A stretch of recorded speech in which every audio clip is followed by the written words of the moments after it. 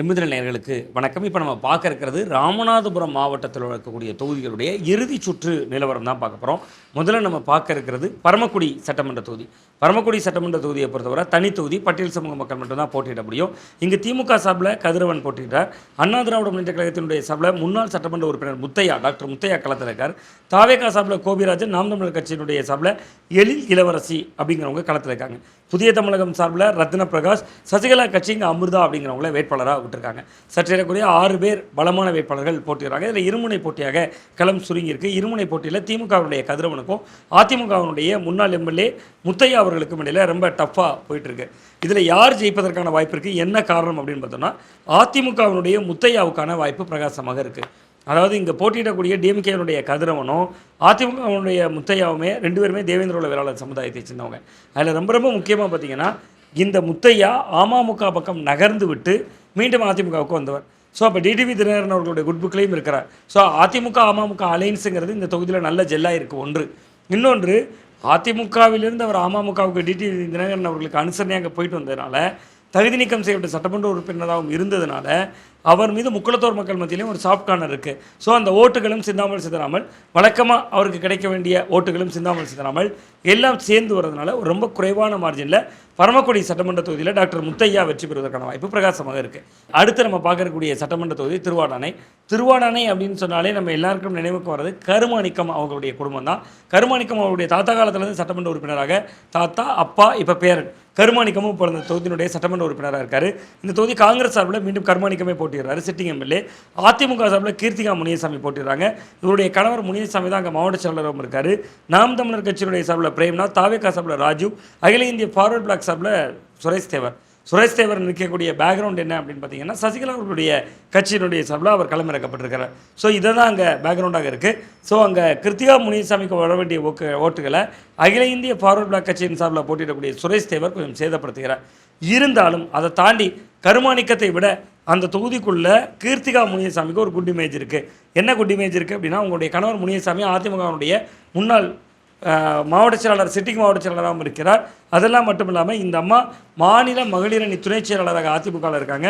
2 பேருமே விட்டமின் ரீதியாக ரொம்ப பலம் வாய்ந்தவங்க. அது காங்கிரஸ் வேட்பாளர் கருமாணிக்கமாக இருந்தாலும் சரி, அதிமுக வேட்பாளராக இருந்தாலும் சரி, 2 பேருமே விட்டமின் பா விஷயத்தில் ரொம்ப தெளிவானவர்களாக இருக்காங்க. ஏற்கனவே கிருத்திகா முனியசாமி 2016, 2021 10 ஆண்டுகளாக தேர்தலில் போட்டிட்டு தோல்வி அடைந்திருக்காங்க. ரொம்ப குறிப்பாக முதுகலத்தூர் சட்டமன்ற தொகுதியில் போட்டிட்டாங்க. இந்த முறை தொகுதி மாதிரி திருவாடனையில் நிற்கிறாங்க. அதனால் ஒரு அனுதாபலையும் வீசுது. இன்னொன்று, விட்டமின் பாவை யார் அதிகமாக பாய்ச்சுகிறார்கள் அப்படிங்கக்கூடிய ஒரு இடமும் இருக்கிறது. அந்த இடத்திலும் காங்கிரஸ் வேட்பாளரும் பாய்ச்சுகிறார். அவரை விட கொஞ்சம் கூடுதல் நீர் பாய்ச்சக்கூடிய இடத்துல கீர்த்திகா முனியசாமி இருக்கிறதுனால இந்த தொகுதியில் கீர்த்திகா முனியசாமி கொஞ்சம் அப்பர் ஹேண்ட் எடுக்கிறாங்க. ஸோ ராமநாதபுரம் மாவட்டத்தை பொறுத்தவரை பரமக்குடியிலும் அதிமுக வெற்றி பெறுவதற்கான வாய்ப்பு இருக்கிறது. அதே போன்று திருவாடானை தொகுதியிலும் அதிமுக வெற்றி பெறுவதற்கான வாய்ப்பு இருக்கிறது. மற்ற 2 தொகுதிகள் முக்கியமானவை.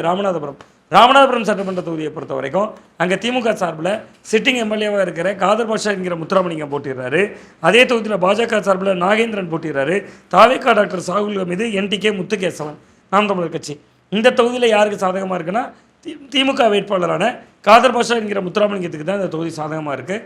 தொகுதிக்குள்ளே கணிசமாக இருக்கக்கூடிய சிறுபான்மையினர், மீனவர்களுக்கான பிரச்சனைகளுக்கு திமுக குரல் கொடுத்தது.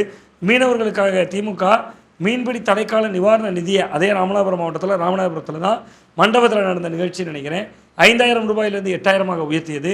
இன்னும் அதை 12000 ரூபாயாக உயர்த்த போகிறோன்னு சொன்னது.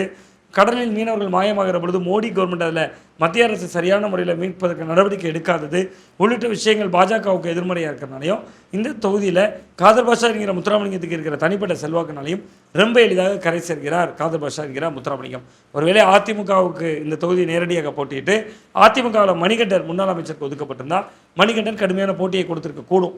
பட் மணிகண்டருக்கு ஒதுக்கப்படாமல் இந்த தொகுதி பாஜகவுக்கு ஒதுக்கப்பட்டதுனால இந்த தொகுதியில் இயல்பாகவே காதர் பாஷா என்கிற முத்துராமலிங்கம் ரொம்ப எளிதாக கரை சேர்கிறார் அப்படிங்கிறதா நிலவரமாக இருக்குது. அடுத்தது முதுகலத்தூர் சிட்டிங் எம்எல்ஏவாக இருப்பவர் அமைச்சர் ராஜகண்ணப்பன் அவர்கள்.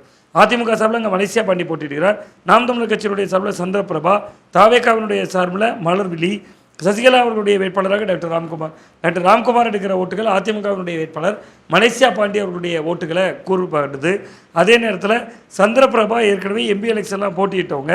ஸோ அவர் கிட்டத்தட்ட யாதவர் சமூகத்தினுடைய ஓட்டுகளை கொஞ்சம் எடுத்துக்கிறார்.